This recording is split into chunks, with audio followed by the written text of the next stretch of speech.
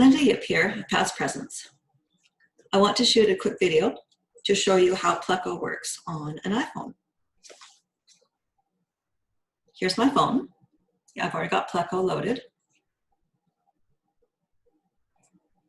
If you go to the sidebar, you'll see it says Live OCR.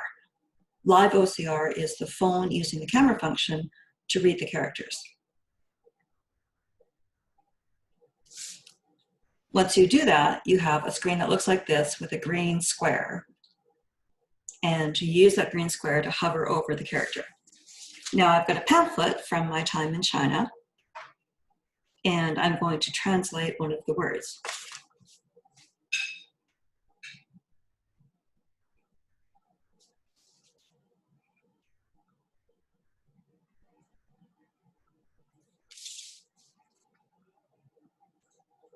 Once you have the character recognized, you pause it like this.